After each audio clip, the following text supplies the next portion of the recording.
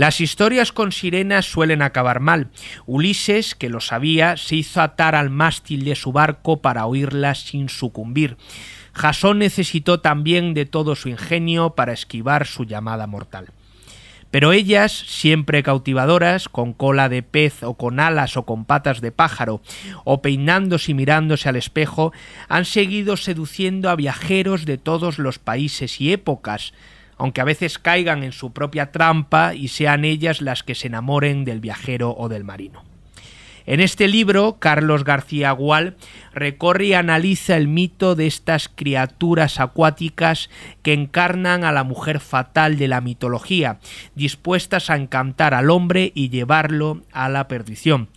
Para ello recurre a la poesía, la pintura, la música o los cuentos infantiles, demostrando que el éxito de un mito no está en su final feliz, sino en su capacidad para permanecer en el imaginario colectivo.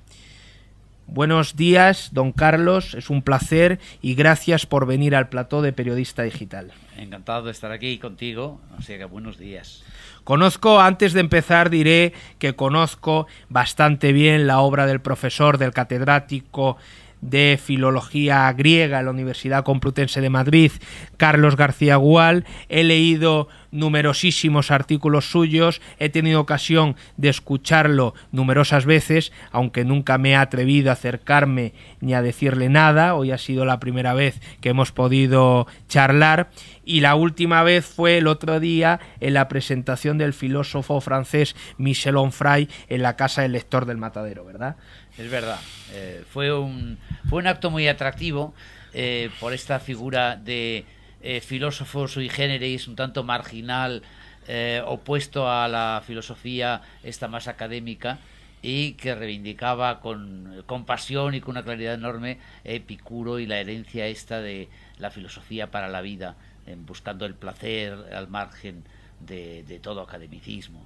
Lo que me sorprendió del acto es que estaba hasta arriba.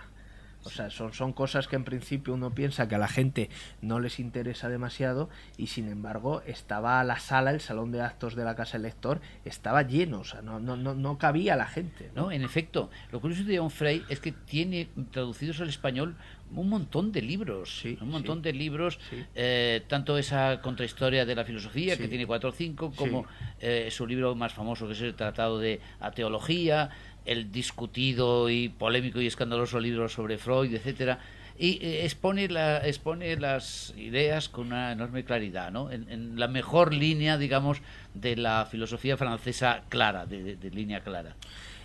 ¿Viven las humanidades ahora mismo sus horas más bajas, o ha sido algo que siempre ha interesado a pocas personas? Yo creo que las dos cosas, ¿no? Las dos cosas, efectivamente. Las humanidades siempre están en crisis, o siempre han estado en crisis. Lo único que pasa es que ahora yo creo que es muy mal momento, porque de un lado hay la crisis económica, la gente lee poco, y luego está la enorme influencia de la tecnología mediática.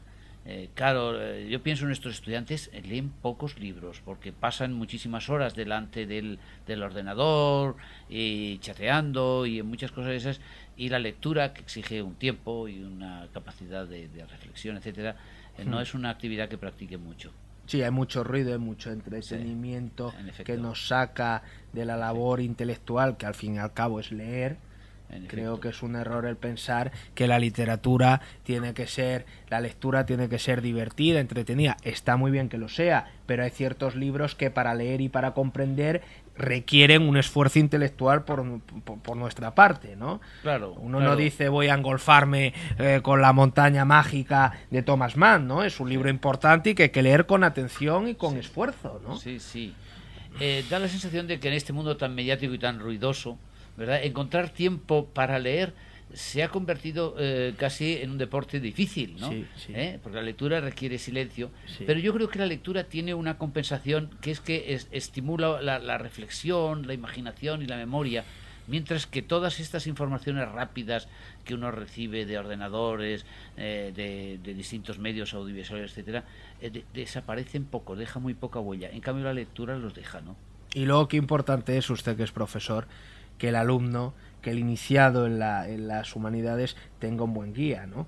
Yo recuerdo en primero de Filología Hispánica, en la literatura en la asignatura de Literatura del siglo XX española, bueno, pues es que los libros que teníamos que leernos ya eran aquellos que nos habíamos leído 80 veces en el colegio. Sí. El árbol de la ciencia, Martín Gaite, etcétera. O sea, no nos abrían tampoco, no nos hablaban, por ejemplo, pues de Aldecoa, no nos hablaban de, en fin, de otros escritores extraordinarios y menos conocidos, ¿no?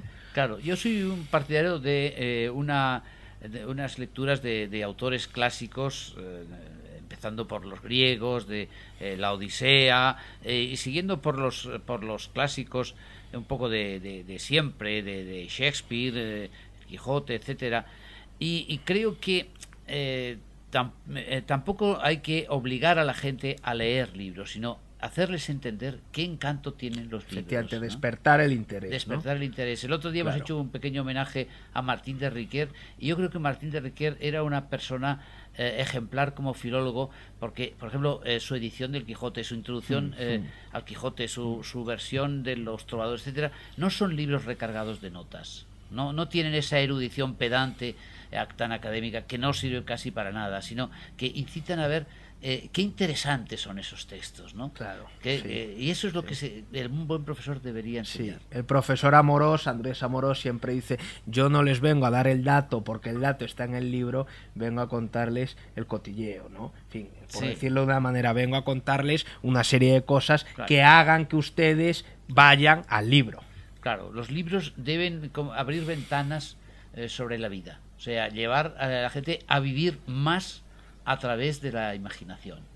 Bueno, ha hablado de la literatura clásica y esto me sirve perfectamente para introducir a este estupendo libro, Sirenas, Seducciones y Metamorfosis, un recorrido acerca de las sirenas desde la época clásica, sobre todo desde el Ulises, ¿no? Que es el poema que además usted lo introduce aquí, el poema que hace que la cultura europea se impregne de ese mito, ¿no? Y hace un recorrido ameno, didáctico, lleno de citas. He aprendido, ya se lo he comentado antes, muchísimo con el libro, de una manera muy amena. Llega hasta el siglo XX, se llega hasta Kafka, se llega hasta Lampedusa, etcétera, ¿no? El recorrido de este libro. Bueno, este libro trata de hacer como una especie de historia, claro, de las sirenas, que es una figura antigua que todavía permanece en la imaginación popular, porque si dijéramos de las figuras antiguas que todo el mundo conoce, son las sirenas, ¿no? Hay bares que tienen el nombre de las sirenas. Yo ahí cuento, por ejemplo, hay muchas tabernas griegas donde se ve una sirena ahora con cola de pez, etcétera. El otro día comentamos el emblema ese de Starbucks, es una sirena con dos colas.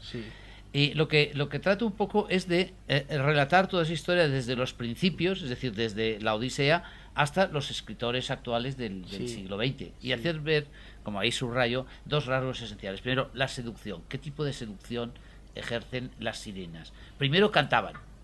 Y bueno, la frase popular es el canto de las sirenas, canto atractivo y peligroso. Luego, estas sirenas que cantaban y que eran aladas en el mundo griego se transformaron en sirenas acuáticas, sirenas con cola, y a veces con instrumentos musicales que no sabemos si cantan también en el fondo del mar. Luego hablo también de cómo en el romanticismo alemán encontró sirenas en los ríos alemanes. Y luego está el tema, estas sirenas pasaron a ser enamoradizas y enamoradas, ¿no?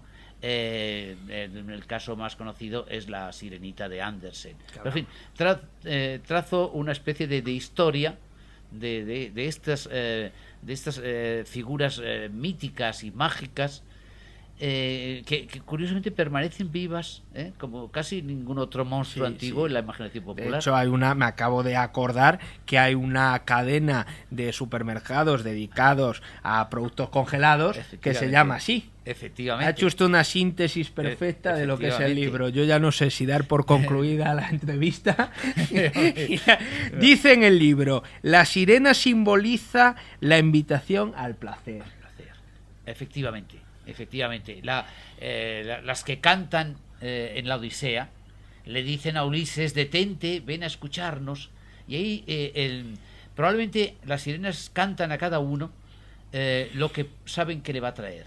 Y ahí le dicen que lo saben todo. A cada uno le cantan lo que quiere oír, ¿no? Exacto. Dice que sabe toda la gloria de Ulises en la guerra de Troya. Sí. Y hay una incitación un poco al narcisismo de Ulises. Sí. Y también dicen que saben todo lo que ocurrió en la tierra. Sí. Pero ese es un reclamo para Ulises. Sí.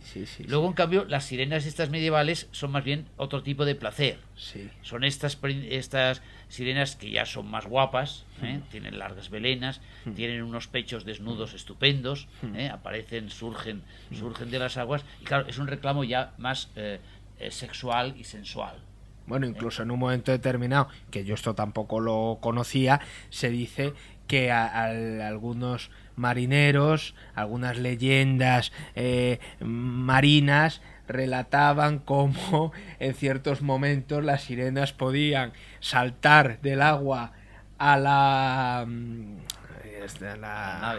nave, no me sale la palabra, hombre, donde está el suelo de las naves, sobre las olas y bueno, ahora es sobre la cubierta, narices, sobre la cubierta de los navíos, y violar a los tripulantes, ¿no? Bueno, las imágenes entonces, cambian mucho. Había algunos aterrados y no sé si habría otros que esperarían que aquello le sucediese, ¿no? Sí, aquí en el libro, que tiene como aliciente algunas estampas de sirenas, desde las sirenas más antiguas, hay 16 ilustraciones a todo color, a las sirenas estas más modernas. Hay un par de cuadros del siglo XIX donde se ve estas sirenas un tanto agresivas, que muchas veces reflejan circunstancias de la época, porque es la época en que, en el siglo XIX, es la época en que la imagen de la mujer fatal se impone en literatura. La literatura romántica. En la literatura esa romántica de finales. Y que se contrapone, por otro lado, a la sirena enamoradiza, a la sirenita esta de Andersen, que atrae de otra manera, que atrae por amor al pescador, pero que ella misma se enamora, ¿no? Y ahí esas también tienen un final trágico casi siempre. Esta idea del erotismo aparece más tarde porque en principio, al principio, la sirena está totalmente ligada a la idea de la mortalidad, ¿no? De la muerte. De la muerte. Sí, la sirena, yo subrayo, está a veces entre dos mundos. En el mundo griego está más bien entre el mundo de la seducción y el mundo de la muerte, ¿no? Hay incluso alguna alusión en algún texto de Platón de que en el más allá hay unas sirenas que cantan sobre los círculos de la muerte.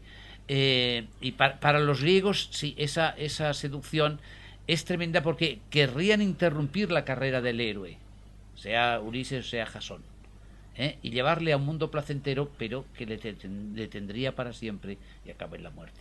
Esas son las antiguas, las más peligrosísimas, ¿no? Luego ya había esa seducción erótica que se inicia en la Edad Media. Los padres de la Iglesia ponen en guardia contra las sirenas, que ellos creen que son una especie de imágenes o metáforas de la seducción femenina. Dicen que las sirenas son pues una especie de prostitutas disfrazadas mágicamente. Bueno, incluso una cosa de la Edad Media que me ha llamado mucho la atención. Yo leí hace tiempo el diario de a bordo de Cristóbal Colón y no lo recordaba, me lo ha refrescado el libro, es que Colón en su diario registra cómo ve a unas sirenas, ¿no? Sí, efectivamente, ese es un pasaje muy conocido. Muy curioso. Bueno, pues será muy conocido, pero yo había leído el libro y lo había borrado de mi memoria. Colón fue a América creyéndose que estaba en los límites de Asia, y buscaba los monstruos antiguos, los monstruos de que hablan los antiguos, ¿no? Buscaban también, otros buscaban también las Amazonas, ¿no? Y creyó ver unas sirenas en el mar, creyó ver probablemente unos lomos y unos pechos desnudos y algo así. Y ese pasaje muy conocido, algunos investigadores dicen que probablemente eran peces grandes, esos pescados, los manatíes, que tienen lomos muy blancos. Pero es muy curioso porque, claro, él estaba pensando en que podría encontrarse las sirenas. Bueno, y a lo mejor no creyó ver, sino que las vio realmente, ¿no? Bueno, hay algunos escritores del Renacimiento que dicen que vieron alguna en la playa, así Que esto triste, también y se volvieron, sale en pero el que libro. desapareció rápidamente. Que añade, porque en el libro se dice que él en el libro en la Metamorfosis de Ovidio, donde se registra el cambio de la sirena, ¿no? De una criatura a otra. En el libro se va viendo todas las incorporaciones que se han ido, ya hemos comentado varias, a la sirena a lo largo de la historia. Que incorpora, que es una cosa que también me ha parecido muy interesante, Boccaccio Sí. al mito de la sirena. Bueno, Boccaccio es que recoge toda una larga tradición. O sea, Boccaccio, digamos, es el comienzo del Renacimiento y, por un lado, Boccaccio es el primero, el primer humanista que ha leído la Odisea en una cierta traducción latina, ¿no? Y por una parte recoge ecos de la antigüedad, pero recoge también toda esa tradición medieval de la que hablo aquí, de las alegorías, de cómo los padres de la Iglesia pensaron que estas eran figuras fantásticas, pero que representaban a las mujeres tentadoras, que atraían a los jovencitos, etcétera. Y Boccaccio lo reúne todo. Boccaccio en su gran libro de mitología de los dioses antiguos reúne todo eso, ¿no? Y todo eso pasa a través de Boccaccio y de otros escritores al Renacimiento. Sí, porque como ha dicho, no se salvan de una interpretación alegórica. No se salvan, no. O sea, Claro, como tantas cosas, no pueden los escaparse. los padres de la Iglesia, ¿verdad? De una parte conocen los mitos antiguos, pero digamos que pretenden que los mitos antiguos son simplemente exageraciones, figuraciones de peligros reales, ¿no? Y para ellos, pues las sirenas son las mujeres, esas seductoras, atractivas, que captan a los viajeros y los despluman. Hablábamos antes de un renacimiento tardío. En un renacimiento anterior, hacia 1811, se publica aquella novela Ondina, ¿no? Sí. Y luego de ahí ya surgiría La Sirenita de Andersen, que Claro. comentábamos, y el famoso cuento de Oscar Wilde, ¿no? De Oscar Wilde, sí. Y hay el romanticismo, va a explotar mucho esta imagen de las sirenas, que a veces no son de mar, porque como los autores son alemanes, son sirenas de río. Incluso hay alguna de que hablo ligeramente, que no llega a ser una sirena, es medio sirena, que es la famosa Lorelai de Heine, esa que canta desde una roca en lo alto del Rin y lleva los barcos a la perdición. Y luego, claro, los románticos desarrollan mucho el tema, ¿no? Y hay esas sirenas, como digo, que no solo tienen un cierto encanto erótico, sino que también a su vez caen en la tentación de amar al navegante, ¿no? De esto me figuro que viene, de esta lectura, viene la película de Walt Disney, La Sirenita, que yo la vi cuando era niño y fue junto con el cuento de Andersen el primer acercamiento que tuve hacia esto, ¿no? Hacia las sirenas. Claro, yo he aludido de pasada la película de Walt Disney. No pusimos ahí estampas porque tenían derechos especiales. Sí, además no se andan con chiquitas, Disney. Por lo visto son... Y luego habría que recordar también el hermoso cuento que yo cito, el de Oscar Wilde, que se llama El pescador y su alma. El pescador y su alma. Precioso. Donde Wilde da la vuelta al tema. En los otros casos la sirenita es la sirenita la que quiere dejar el mar, cambia su cola por dos piernas y aparece en el mundo de los humanos. Y es la historia romántica porque quiere tener un alma.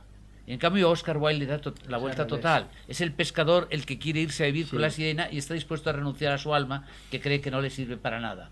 Y se va con la sirena y bueno, es una historia trágica la que hace Wilde, pero es muy curioso porque es como si sobre el mismo tema, ¿verdad?, le fuera dando la vuelta con esa magnífica habilidad narrativa que tenía Wilde. Bueno, es que es maravilloso. O sea, estaba pensando en este otro cuento que tiene de la golondrina, la estatua de oro a la que va despojando de eso, de sus placas de oro, de sus diamantes que son ojos, etcétera, para dar de comer a los niños y a la gente pobre, y al final la estatua se queda en un trozo inservible. Y en fin, muchos cuentos que tiene maravillosos, ¿no? Esos tienen todos final melancólico también. Todos los cuentos de Oscar Wilde, la verdad, son maravillosos. Menciona también que ya, como le comentaba antes, yo lo conocía pero no lo he leído y desde luego ahora voy a hacer por leerlo, esa novela corta, ese cuento de Lampedusa, La sirena, que yo he leído también por ahí, no sé si es el título original en italiano o lo he leído en alguna otra traducción, como La sirena y el profesor. Sí, puede ser que tenga ese título, no recuerdo cuál sería el original, pero la historia es que el escritor encuentra un viejo profesor de griego, ¿verdad?, que le cuenta en un café de Turín, que le cuenta que él ha conocido a una sirena. Esta sirena además seguramente también hablaba en griego, ¿no?, porque ahí en el mar ese napolitano, y ha tenido amores con ella hasta que un día ella desapareció, ¿no? Qué bonito, y él ha ido envejeciendo con la nostalgia de la sirena perdida. Se habla de Cernuda, se habla de Eliot, Sí. Y se llega hasta este escritor que yo no conocía, segoviano me ha dicho que Sí, era, ¿no? Ignacio Sanz. Ignacio Sanz, que cuenta el cuento de una sirena pescada y llevada a las ferias de Castilla. Y bueno, ha debido haber más sirenas en ferias populares. Pero ese cuento está muy bien contado. Y luego, claro, en la poesía moderna hay también una especie de nostalgia de sirenas. Eso mismo de Eliot, que dice: ya no me cantan las sirenas, las sirenas cantan para ellas. Kafka tiene ese famoso texto que habla del silencio de las sirenas. Las sirenas ni siquiera le cantaron a Ulises, ¿no? Y hay una especie de nostalgia entre los poetas modernos, como que las sirenas ya no cantan las sirenas. Uno desearía encontrar las sirenas. Cernuda también lo dice, ¿eh? Es esa nostalgia de una voz seductora del más allá que no se oye ya.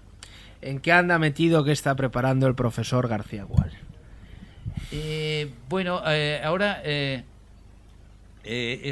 saco otro libro ahí en Fondo de Cultura Económica, sobre un mito poco conocido que se llama La venganza de Almeón, que es un personaje del mundo griego, poco conocido porque todas las obras importantes sobre él se perdieron, pero es un mito bastante terrible de un Almeón mata a su madre porque su madre había traicionado a su padre por un collar, y a su vez buscando ese collar encontrará la muerte porque lo matará su primer suegro, y a su vez los hijos de Almeón matarán a la familia del suegro, de manera que es una historia de venganzas tremendas de tipo trágico. Y digamos el interés que tiene es que es un mito que estaba prácticamente olvidado, y yo lo rescato. Sirenas, seducciones y metamorfosis, del profesor Carlos García Gual, publicado en Turner, un libro que van a disfrutar muchísimo, se lo recomiendo encarecidamente, ameno, lleno de referencias. Muchas gracias. Bueno, muchas profesor gracias García Gual, ha sido un placer. Muchas gracias por esa recomendación. Esperemos que no les parezcan demasiadas las citas. No, seguro las que no. apariciones de sirenas variadas. Seguro que no. Es un libro muy ameno y muy entretenido, marca de la casa, ¿no? Muchas gracias.